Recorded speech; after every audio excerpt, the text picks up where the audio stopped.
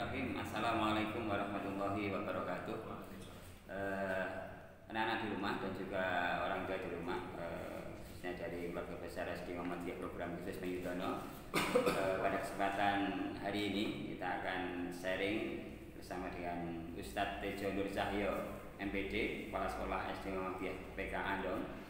Sharing kita pada kesempatan kali ini seputar pembelajaran daring dan juga luring yang sekarang sedang kita programkan di sekolah kita.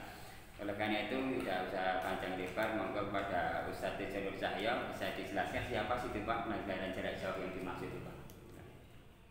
Bismillahirrahmanirrahim. Assalamualaikum warahmatullahi wabarakatuh. Yang kami hormati keluarga besar SD Muhammadiyah PK Mayudono, khususnya sahabat saya Pak Budiono yang sangat saya cintai, anak-anak siswa-siswi SD Muhammadiyah PK Mayudono, dan yang sangat saya banggakan juga adalah orang tua wali murid dari SD Muhammadiyah PK Mayudono.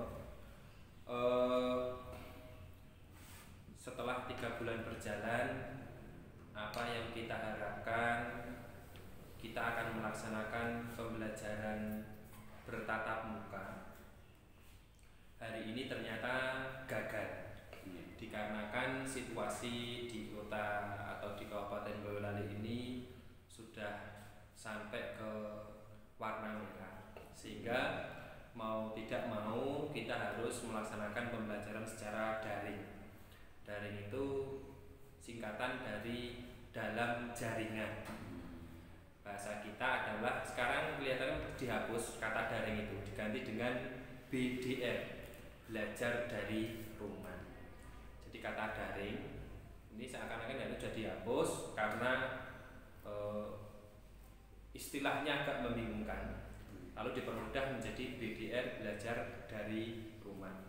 Adapun pembelajaran luring atau luar jaringan kita namakan dengan pembelajaran klasik atau tatap muka, hari ini sudah gagal.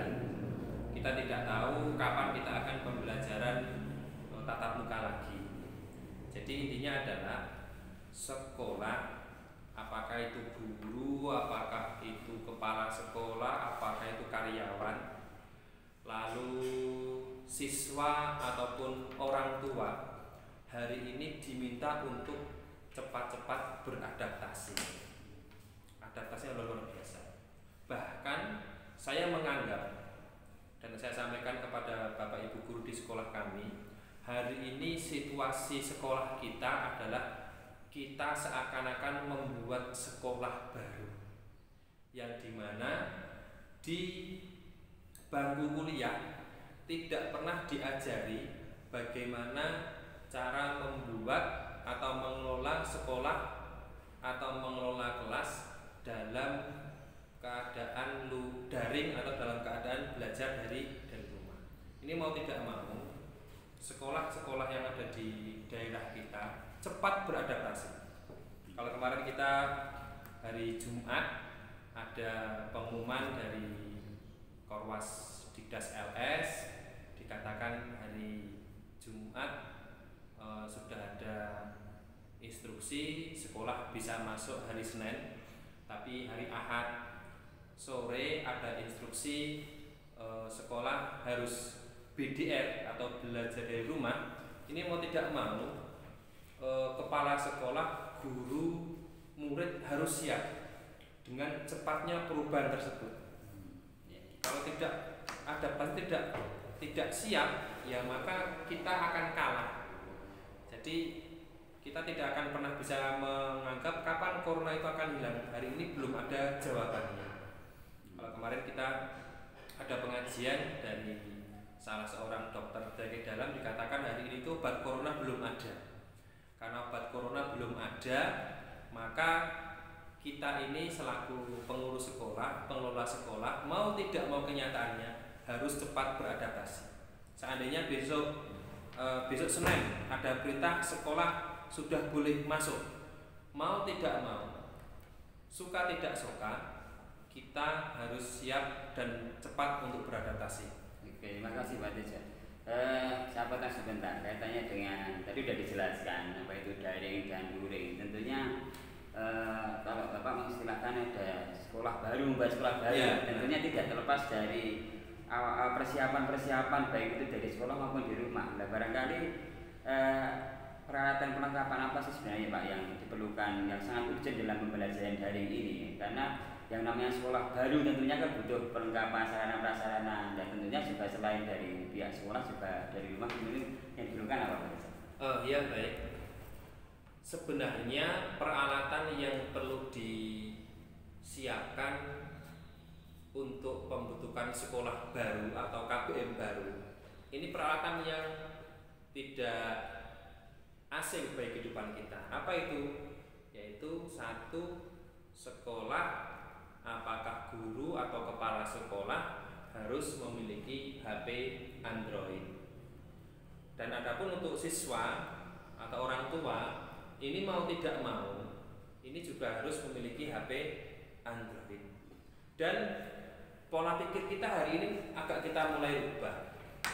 Ini sesuai dengan kenyataan.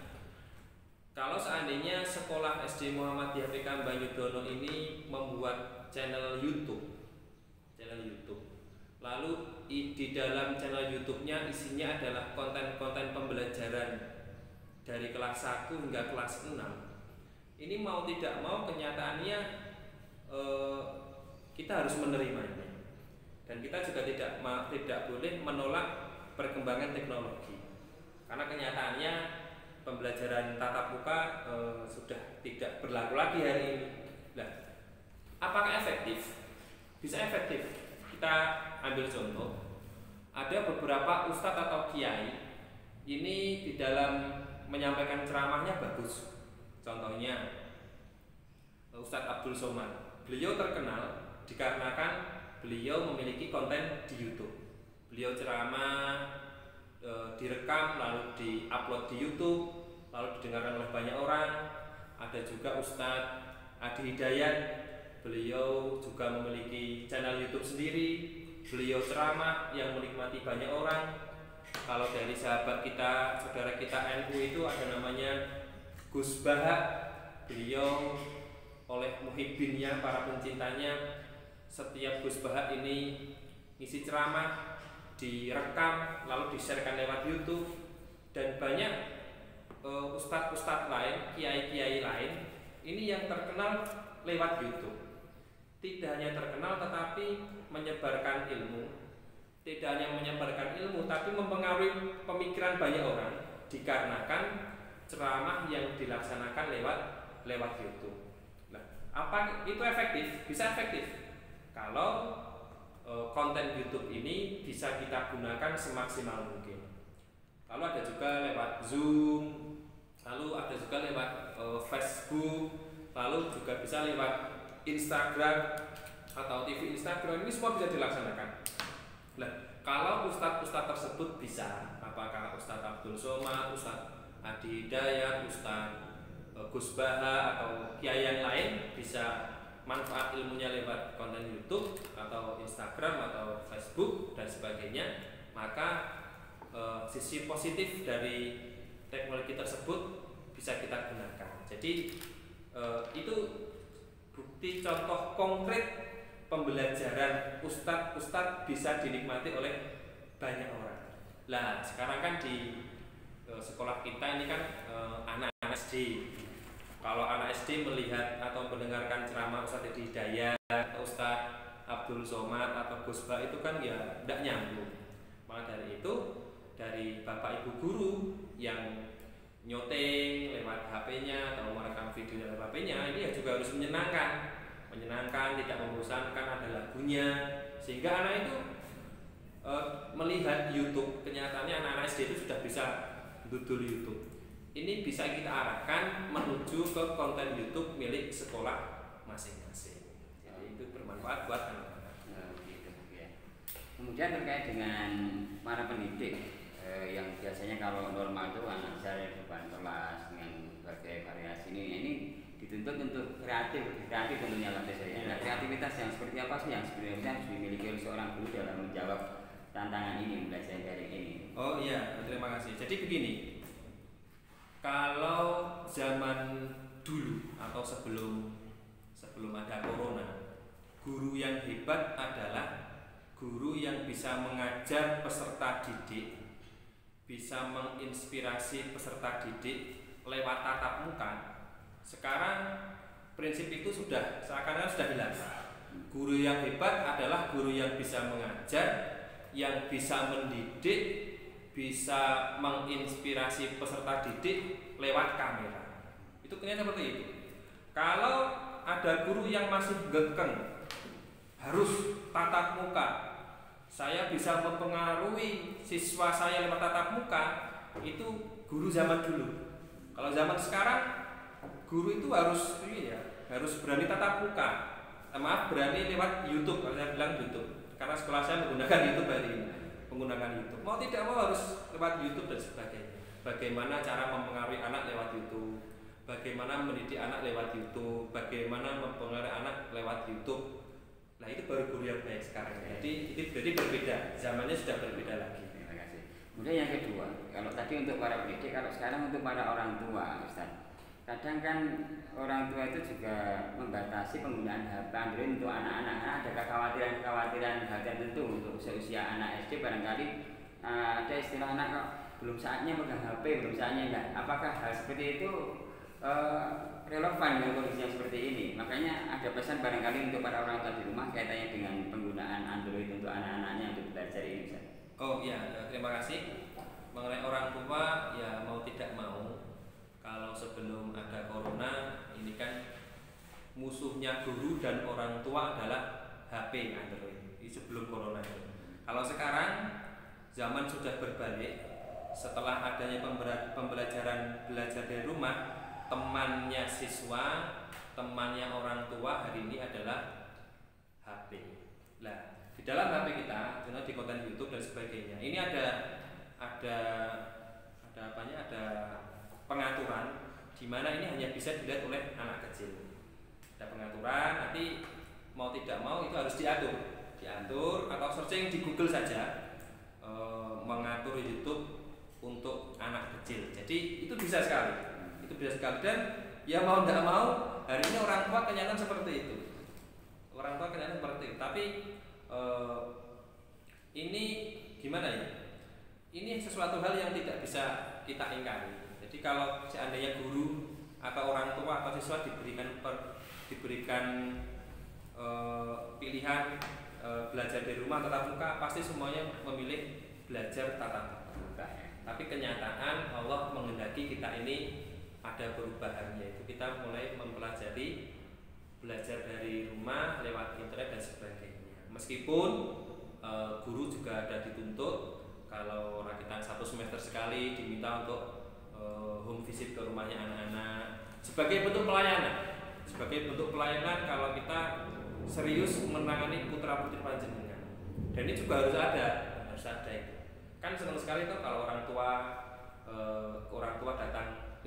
didatangi, atau setiap 1 minggu sekali dari pihak wali murid telepon orang tua lewat WA, gimana kabarnya Bapak Ibu, bagaimana kabarnya anak, sebagai bentuk pelayanan sekolah kepada wali murid. Dan insya Allah intinya komunikasi yang baik antara sekolah dengan wali murid. Jangan sampai ada perasaan sekolah dipindah ke rumah. Nah, jadi jangan sampai merasa orang tua keberatan. Ya semuanya merasa berat. Ini kenyataannya. Ini mau tidak mau itulah yang harus kita hadiri. Tapi sekolah harus punya inovasi, harus cepat beradaptasi dengan kegiatan seperti ini. Misalnya besok hari ini Jumat, terus hari Senin kita harus masuk tatap muka, ya mau harus cepat kita berpikir. Jangan mengeluh itu tidak menyelesaikan masalah, malah tambah ruwet, tidak ada manfaatnya. Terima kasih Ustaz Reza. Jadi untuk yang selanjutnya, artinya pelajaran daring ini nanti kan juga bisa sukses, kadang-kadang juga bisa gagal. Suksesnya pembelajaran daring ini mungkin ada kiat dari Ustaz bagaimana agar pembelajaran daring ini ya nanti bisa melaksanakan dengan baik. Termasuk juga nanti yang akan menjadi kendala pembelajaran daring itu sebenarnya menurut Ustaz apa ini? Yang pertama, sukses atau tidak suksesnya pembelajaran daring adalah satu, komunikasi, yaitu komunikasi antara guru dengan wali murid. Itu yang paling pertama. Kalau komunikasinya jelek, nanti insya Allah daringnya pun juga jelek. Tapi kalau komunikasinya bagus, insya Allah daringnya pun juga bagus. Itu dimulai dari komunikasi yang baik. Kalau komunikasi sudah baik antara orang tua dan guru saling memahami, nah lalu kita bisa tingkatkan ke hal-hal yang selanjutnya. Jadi semuanya itu berputar-putar pada komunikasi. Jadi kalau orang tua dengan gurunya sudah sinis dulu, sudah tidak ramah dulu, atau gurunya tidak ramah kepada orang tua, ya saya yakin 100% sekolah dambar dan selesai. Maka dari itu yang namanya pelayanan sekolah itu harus nopo nggih, yang luar biasa. Kalau kita pernah naik kereta api dulu sebelum ada corona itu kan kita masuk pasti disambut yang luar biasa hangat dari pramugari. Kalau kita naik pesawat pasti ada sambutan yang hangat dari pramugari. Kita masuk bank itu dapat sambutan hangat yang dari pramugari. Dan guru pun juga harus seperti itu. Dengan orang tua kita harus memberikan komunikasi yang baik, yang sebaik mungkin. Itu nyaman di situ. Jadi yang pertama adalah komunikasi, itu yang paling penting. Nyamannya di situ. Oke. Terima kasih Ustaz Eja. Barangkali bisa sharing Ustaz dengan yang dilakukan oleh SDMPK Andong ya. Ini sedikit tentang konsep yang dilakukan oleh SDMPK Andong untuk dalam pelaksanaan daring ini seperti apa? Oh iya. Daring saja barangkali bisa kita ATM nanti, mohon maaf. Kita sama-sama belajar gitu. Oh iya, ya. Terima kasih. Jadi kalau di SD Muhammadiyah PK Andong semuanya program sekolah kita musyawarahkan, sehingga apa yang dilaksanakan oleh Bapak Ibu guru itu merasa bertanggung jawab dan senang. Kalau KTM di SD Muhammadiyah PK Andong adalah untuk sementara konsep kita itu ada yang namanya kita otak-atik kurikulumnya, kita otak-atik kegiatan belajar mengajarnya, kita rekayasa, kurikulum kita rekayasa, sehingga kita berkesempatan bahwasanya untuk hari Senin dan Selasa kita berikan kepada Bapak Ibu guru membuat konten video yang nanti dimasukkan ke dalam YouTube. Apakah YouTube-nya sekolah maupun YouTube-nya Bapak Ibu guru. Jadi hari Senin itu ada 5 mata pelajaran. Hari Selasa ada 5 mata pelajaran. Itu. Jadi kalau di total 1 minggu itu ada 10 mata pelajaran yang divideokan. Itu yang pertama. Lalu yang kedua adalah kata kunci saat sebelum corona itu anak paham. Dalam KDKI itu kan paham itu kita rubah menjadi kata kunci anak bisa. Kita cenderung namanya learning by doing. Jadi guru-guru kita videokan sebaik mungkin, lalu guru membuat karya di dalam di dalam buku tematik kan ada tema, ada subtema, dan ada pembelajaran. Nah, dalam pembelajaran itu kita buat yang learning by doing-nya mana? Ini learning by doing itu yang kita kembangkan. Kita kembangkan bukan learning biar paham tidak, tapi learning by doing-nya kita pahamkan. Lalu setelah hari Senin Selasa ada 10 mata pelajaran yang kita usahakan learning by doing. Ini kita selesai, kita upload di YouTube. Lalu anak kita berikan waktu selama beberapa hari, yaitu hari Rabu, Kamis, Jumat, Sabtu, Minggu untuk mengupload yang dikerjakan